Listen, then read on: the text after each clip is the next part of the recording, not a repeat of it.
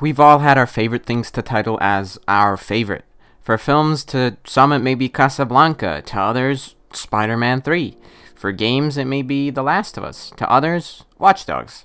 There's no shame in enjoying or believing something is better when it's often considered by many to be worse. We've all had our reasons as to why we love the things we love. Whether it be the story, the way a subject matter is tackled, the message, the visuals, the audio, the acting, the dialogue. Any one of these things can excuse the rest if we allow them to. For me, the perfect film is defined through the blockbuster fantasy of Star Wars Revenge of the Sith, whilst the perfect show is defined in the underused yet extremely layered and plausible science fiction world of Altered Carbon. I can't pinpoint what exactly is the perfect thing for me, but I can talk about what I consider to tick that word favorite to me, hence creating this personal idea of perfect. I can truly only appreciate, dissect, and explore these pieces for my benefit, and hopefully some of yours as well. And so, what best way to segue to the topic of favorites than to now bring up my favorite anime of all time and discuss it in this video in celebration of achieving 100 subscribers on this channel, an anime within a franchise that has been ridiculed for being too difficult to follow and sexually questionable. You're under arrest. Yet when pinpointed to the correct material is often considered glorious. Yes, that's right, I'm talking about Fate, a property that started nearly 2 decades ago as basically a hentai visual novel. Scratch that, it's a straight up hentai. Bald! And has evolved as well as devolved via shows, films, games, merchandise, and etc. It wasn't until around the early 2010s that Fate had actually begun to attract a much larger audience, mainly in the form of the anime medium. As although yes, it had an adaptation made by Studio Dean by the name of Fate Stay Night, which adapted the majority of mainline lore all the way back in 2006, Studio Dean's iteration failed to capture, or rather try to capture too much of the dense world into a mere 24 episodes, and as a result, Fate was swept under, until that is, a prophet, I shall say, a god, a deity made up of all things beautiful, decided to adapt a light novel in 2011 that expanded upon the lore of Fate Stay Night and its alternative routes. Some of you may have heard of this studio. They go by the name of Ufotable. You may know them from their most recent work being basically one of the most popular anime to come out of the past 5 or so years, this being Demon Slayer.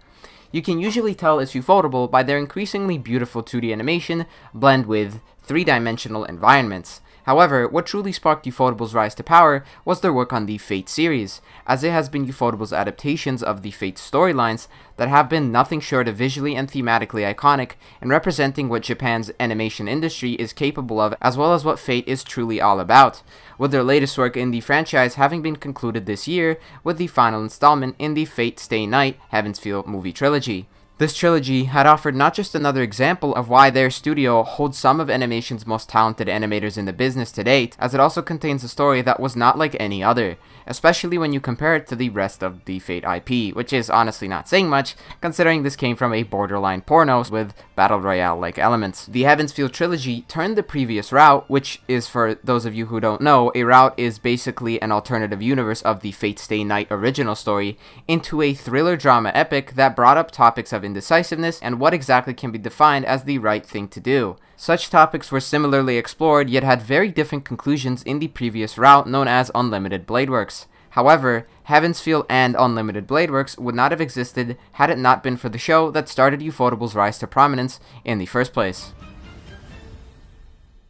Fate Zero, the basis and prequel of both routes, as well as a tale that I still, after hundreds of shows, manga, and films, have failed to find its sequel. This is because it's the only show that never told me what to believe, and instead just told me to make up my own mind.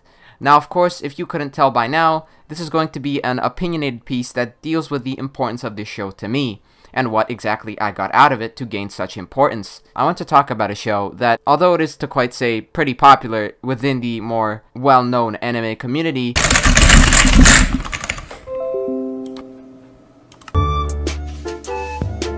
is still underappreciated in many aspects. It's an extremely accurate piece of fiction that covers the many real themes of nihilism, utilitarianism, duty, corruption, pain, deceit, truth, justice, purpose, respect, consequence, and much, much more. And even further, it's the overall care for the production and ability to not hold back on these topics that solidify Fate Zero as the only thing that I can consider to be the perfect anime in my eyes. There's also just this one more thing, this overarching message that somehow takes all of the themes I've just listed and uses them as a weapon of sorts. A weapon that forces us to dig out our very own existence and the faults behind our life. What do I mean by that? Well, come join me to find out how Fate Zero teaches me, you, and every one of us to not drown in ourselves.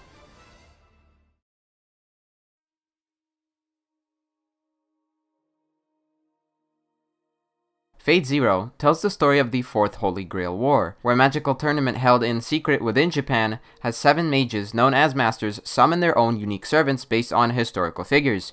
Each of these groups fight each other to the death until there is only one victor, meaning only one master and servant alive. Those who win will have a chance to grant their wish via their reward, being the Holy Grail. From a genre standpoint, it's very much a battle royale. From a character standpoint, there are betrayals, revelations, similar to a Greek tragedy. I won't be talking about how it follows such a Greek tragedy style, as there are so many videos that cover it in much more depth and most definitely would explain it much better than I ever could. However, I do want to discuss how this show degrades all of its characters whilst also upholding them as individuals. Nobody in this story is a definitive hero. Even the servants who are said to have been iconic heroes from long ago, such as King Arthur, are basically kidding themselves with their own ideology. Values in Fate Zero are indeed important as they are the drive that initiates the very actions committed by the characters, but they are not to be appreciated as honorable or even honest for that matter. Most of them are murderers with their own twisted reason of why they rid the lives of so many people. They always say it's either for the good of this or because I want to make the world a better place. Hell, sometimes they just straight up are aware of the fucked up shit they do and just embrace it. Fate Zero basically takes all of their heroics and starts them off as appearing to be honorable people. Yet as time goes on, even after we see the death of children by the hands of a servant, whose master happened to become a master by accident, you see that all of these contestants will leave whatever behind in death as just fragments. These fragments being shattered from their once unbreakable yet questionable resolve. Most of these servants and quote-unquote masters are rarely actually even honorable to each other, thus furthering the audience's questioning of whether they can even be trusted with each other's lives. Sometimes servants just straight up fuck over masters, masters sometimes fuck over servants, servants fuck over other servants, masters fuck over those they thought to be their friends to become masters themselves, servants are used by other masters to fuck over their own masters, and the list just keeps going. Everybody in the story just stabs each other in the back, either ideologically or physically, yet nobody is inherently evil. They all just believe in what they think is right or will propel their existence as people. But like I said, that doesn't exactly make them good people. They're just simply people. And that's what makes this narrative give off genuine qualities to that of real people. We in reality, if confronted with the opportunity to be given the ability to grant any wish we so desire, will likely do whatever it takes, depending on our situation and obviously the wish itself. As if the wish is of extreme importance to both us personally and the very world we live in, then we might truly do whatever it takes to make it come into fruition. And what better way to demonstrate these qualities than to now discuss, in my opinion, one of literature's most complex and tragic characters. How could I possibly hope to know a man from merely 3 commands alone? Kiritsugu Emiya's story and basic reason for being within this story goes as such. He's a hired mercenary slash assassin that gets hired by his wife's family, the Einsburns, to partake in the Holy Grail War in order to grant their wish. But as the story progresses, Kiritsugu Emiya proves himself to have his own ideals and reasons for partaking in the Holy Grail War. Unlike his obviously purposeful, dull outward appearance, his ideals, mentality, and very core for existing is one of the most difficult to digest personas I've ever seen. What first appeared to us to be a cold-blooded murder with only the intention of winning a prize, slowly unravels as a traumatized soul that trapped himself in an ideal that was too much for him to bear, for it was too grandiose, too truthful to himself, yet impossible in reality to the point of breaking him in the end. Emiya's very own reason for being was once I wanted to be a hero of justice. Yet this basic premise of being a hero and for a thing such as justice is a very flimsy line to walk on. much less stay on. By definition, a hero of justice believes in what is all things altruistic, meaning it is to fight for others, yet it is those very ideals that cause you to also fight for yourself.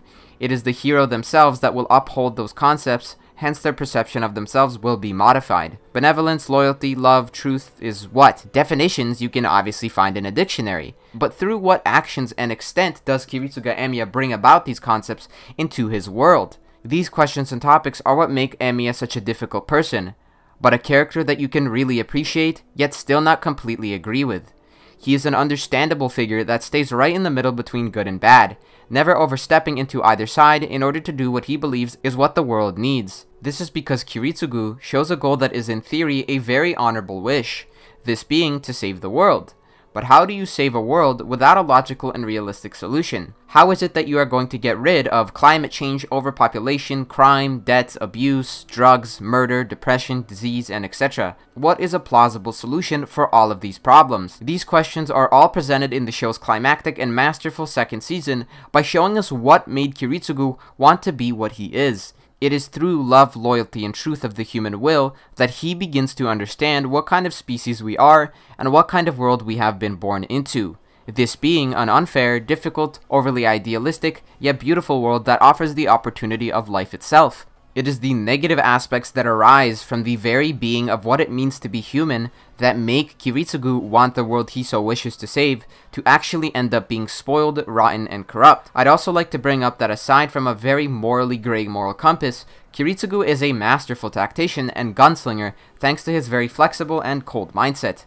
He doesn't mind killing others if it serves to benefit him in getting closer to his goal, thus showing his hypocrisy for a lack of an answer in the process. He would save the many over the few, especially if those few are those he does not classify as deserving of saving. He's the kind of guy who plays dirty and shocks the people that have entrusted their lives to him by then taking out a cigarette and ripping a fat doink and acting as if he didn't just do the most fucked up shit you've ever seen.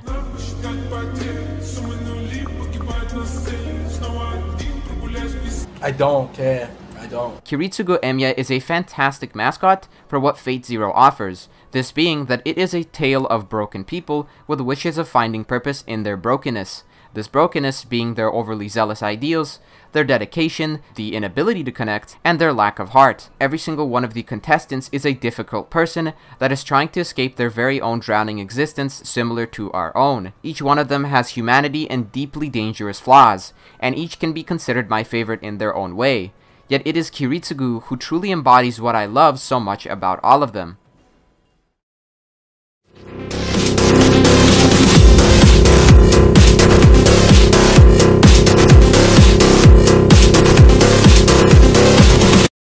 Never in my life have I ever feasted my eyes on anything as cohesive, visually breathtaking, and masterfully composed as Fate Zero. There's a reason Ufotable's sequel show, Unlimited Blade Works, has been titled Unlimited Budget Works. Because, oh my god, dude, look at this, dude. Oh my god, look how that looks. Oh my god. Ufotable blends three-dimensional environments with two-dimensional characters. They often overlay their scenes over with computer-generated effects, such as particles, blurs, blooms, and other visuals to give it a photorealistic look. They often have this one signature color palette that can be seen in almost all of their works, especially the Fate series. What I'm talking about is that their night scenes consist of these dark blue hues, mixed with overly saturated, bright colors such as yellow, pink, purple, red, green, and blue. It almost appears like the scene is underwater, yet it's actually covered by the darkness of the night sky. It is a great visual metaphor of how each of these characters are drowning and can be considered from the very beginning as already at the bottom of the ocean floor. Unlike, say, how live-action films present the bleak and darkness of its atmosphere through grays and washed-out colors,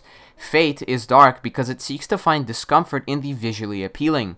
It is Ufotable's beautiful character designs that support this point with a frequent use of a lack of pupils and increase in veins popping out of characters' bodies. Such a detail is obviously beautiful because of the incredible amount of effort you have to put into it, yet it also makes you see the abnormalities of this world and its inhabitants. The character designs are also not fanservice obsessed, which is pretty surprising considering the franchise's history.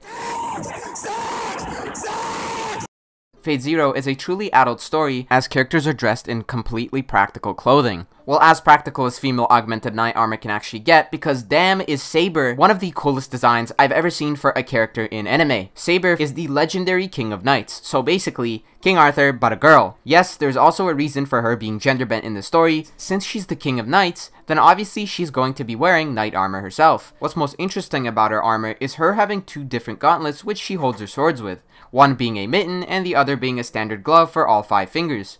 For those who don't know why the variety, the mitten one is actually often used to lock a sword in place, whilst the 5-finger glove is for more freehand movements. This variety in gloves lets Saber to freely switch from a two-handed position into a form that gives more flexibility in her movements and combat style. There's so many more of these unique character designs and abilities, such as this story's Lancer class having 2 spears instead of one being fake and the other containing the real power of his abilities, as well as Kiritsugu Emiya's very own bullets being called origin bullets, which are basically magic bullets composed of his own bones, and these bullets are only able to be used with his heavily modified and iconic Thompson Contender pistol. All of this equipment I just listed is used for a reason, as it depends on each of the character's predicaments and specialties. As I've already said, Saber's gauntlets permit her to change her fluidity in combat, and it's most notably shown against her battles with Lancer. Lancer's own 2 spears are then basically used as somewhat of a mind game against Saber, in which she has to deduce which is the real one and which is the fake one, and it is their very fights that then causes the rest of Saber's armor to actually be used in a practical way, showing its actual value in combat rather than just being flashy and visually appealing but with no real use. My point of all of these little details is that the fights aren't just 2 powerful beings punching each other. Instead, it's extremely skilled fighters that each use their expertise in combat to get around their opponent's skills. It's a mature approach to fight scenes that we often don't see anymore in anime, as for some reason the classic Deus Ex Machina ability has become a mainstay writing technique for most battle anime nowadays. Obviously not all anime does this, as the more recent Jujutsu Kaisen is a special case for this, due to its own complex and unique strategy-focused battles revolving around the show's idea of cursed techniques and science behind the cursed energy. However, those who do still tend to resort to the ass pull or baseless power-up may be a result of the writers having a lack of believing their viewers can follow along with the character's attributes. Or perhaps it may even be a lack of their own competence in making an interesting situational battle.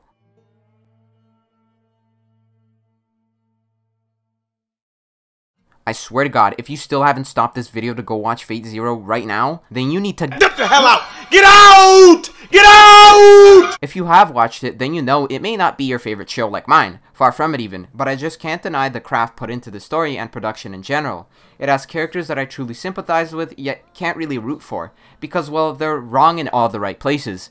Yet it's their humanity that gives me the power to hold them at such a high bar in both mind and heart. It's a fantastic tale that teaches me to be wary of myself, and to not overstep that certain boundary I have set for myself. Otherwise, we'd all end up like Kiritsugu, broken and having an existence full of excuses, acting like we're doing something honorable when we're truly unaware of what we actually want from ourselves. It feels all the more relevant with the current chaotic state of the world, which it's been in for the last year and a half, with so many groups and everyday people looking for something to do and stand for, when really we're all just trying to not lose the normalcy we once had. And because obviously the show is made by one of anime's most notorious studios, so it's kind of an obligation to appreciate their production quality, because the show is some of the best looking shit I've still laid my eyes upon, and this came out an entire decade ago. Fate Zero seems to not be talked about as much as the rest of Ufotable's Fate work, but it does deserve to be considered the forefather of what would soon become their company's life's work, as its narrative of philosophical discussion echoes throughout both the Heavensfield route as well as the Bladeworks route, with Kiritsugu's own Hero of Justice motto being manifested into a physical being known as Shiro Emiya. Obviously he doesn't just pop out of nowhere. I don't actually mean he literally came out of just an idea. I mean it's his father's ideals that have impacted Shiro and formed his perception of the world around him. Such an impact of a character from a prequel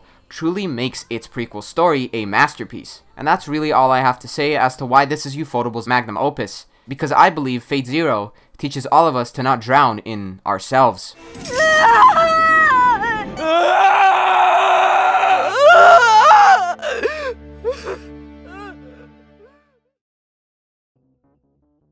Hey, before we bring this video to a complete stop, you're probably wondering where I disappeared off to.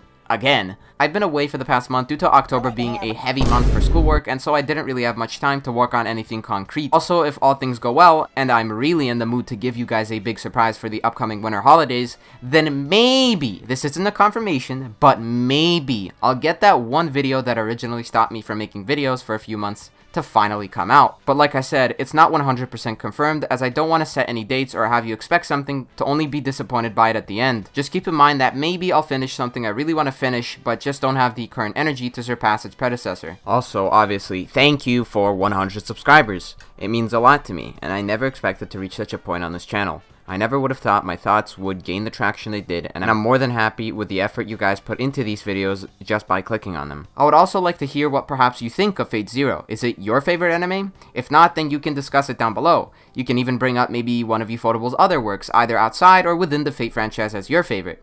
It's all up to you to discuss what you want. I'm really just offering you some topics. But that will be all for this video. I hope you have a fantastic rest of your day, and goodbye.